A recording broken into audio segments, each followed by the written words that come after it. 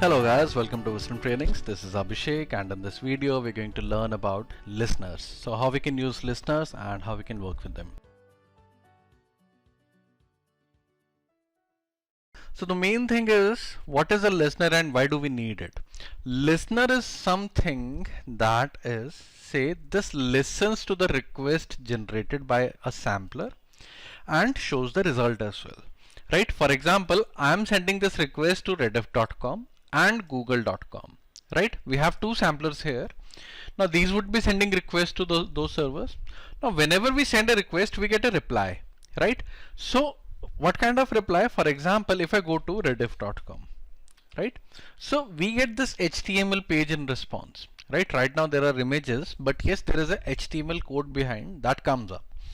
And in case of Google, we get this particular page, right? So here the thing is that the same thing would be done by a listener. What it will do is, it will listen to the responses and show us the report that how much time a sampler took, how much time the whole request took, right? And what was the size of the request, what was the size of the response, and a lot of things, right? So how to use it? Simply right click over the test plan or the thread group, then go to add. Then here there is an option listener. Simply choose the view results tree listener. This is the listener that we would be using.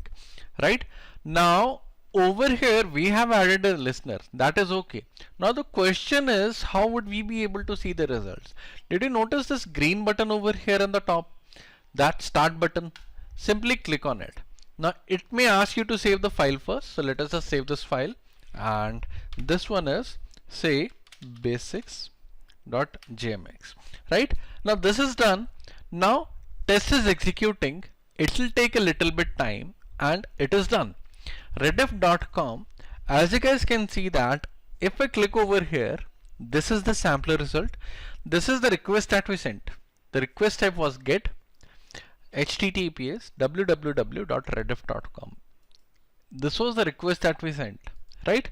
So now we have got some response as well. So if we go to the response, you guys can see that this is a HTML page, right? I'll go to rediff.com here, and rediff.com. We'll right click over here, go to view page source, and we would notice that this is the same text over there as well, right? Doc type HTML, HTML Langian, meta HTTP equivalent content type, right? Meta HTTP equivalent content type. So these are the same things that are over here as well, right? This is the same web page, the core of the web page, right? Now coming back to this, next one is Google Home. So the same way we have the response data for Google Home. This is the request, that is get https www.google.co.in, right? So this is how we can generate a request and we can analyze the response and request. Now there are few other things as well. For example, the thread name. What was the thread name? That is thread group 1-1. Now what does this mean? This means that the first user of the group, and there are only total of 1 users, right?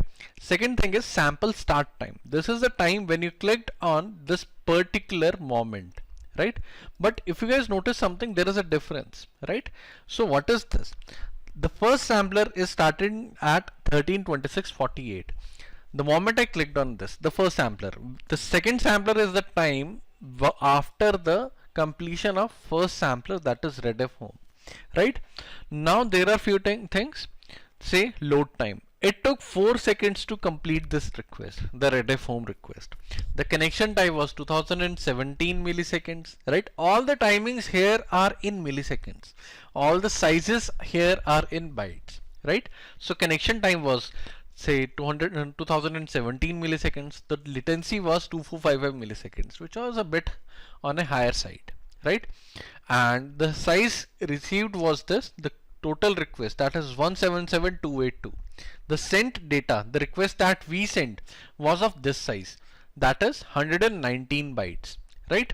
Header size is 210 bytes. The total body size that came up was 177072 bytes, right? There was only one sample, so sample count as 1, right? And the data type was text. response code was 200. This means that the request was successful. Response message was okay. This means that the request was successful again, right? So these things are done. Now if I move to Google Home, the timings are changing now. Load time was 826 milliseconds, the connection time was 648 milliseconds, the latency was 824 milliseconds, right? So the times are varying now, right? And the size is also different. The sent bytes is different, header size is different, body size is different, everything is different. Even the encoding is different. As you guys notice that the content type was text HTML, encoding was UTF-8. On the other hand, Google is using character set as 8851-1, 8859-1. So it is using some other character set apart from UTF-8. So they are telling us about this information, right? This is the only information that we can see in a listener. If we don't have a listener, we won't be able to see this information, right? The test would execute, but we won't be able to understand what was the result and what was the execution status, right? So this is very important to use a listener, right? So this was for this video. Thank you. In the next video, we will be learning about how we can make use of a thread row, right? Thank you.